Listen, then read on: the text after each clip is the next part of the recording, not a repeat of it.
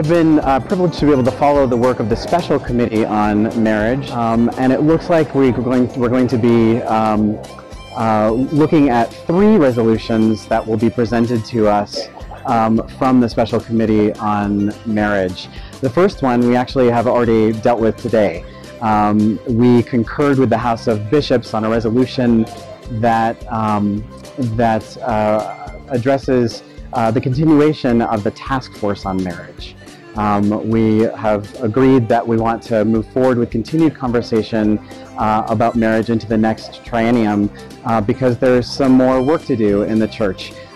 They have, through these resolutions, we have commended the work of the marriage task force so that our churches and dioceses can engage the educational resources that the task force has put together and really engage on the local level in conversations about marriage going forward, including conversations about the reality that there are many people in our world today, in our culture today, who are choosing not to be married and who are cohabitating and but they're still in long-term committed relationships, and the church has been silent on that matter, and so we really could use some conversation about that. So that's just one example of one of the things that this task force will talk about in the next triennium.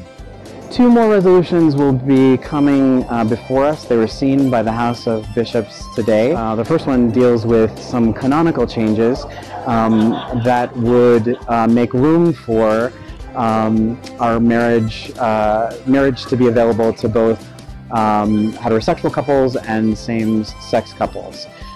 There was a minority report that was presented in the House of Bishops, but the overwhelming majority of the House of Bishops was in agreement with the resolution with some minor amendments. The other resolution, the last one, will be a resolution specifically about liturgies. The Committee on Marriage has proposed that we move forward with an adapted liturgy that is adapted from the liturgy in the Book of Common Prayer, and to make it available for both heterosexual couples and for same-sex couples. The resolution also would lift up the liturgy that the Standing Commission on Liturgy and Music put together that was a blessing of a lifelong covenant. It would now be called a marriage liturgy, a blessing and celebration of a marriage, and it also would be available for both heterosexual couples and for same-sex couples. So couples should these both pass? All couples would have the choice of using either. Should both of these resolutions pass? Yes, exactly. That's what would happen. Thanks, Calvin. Thank you.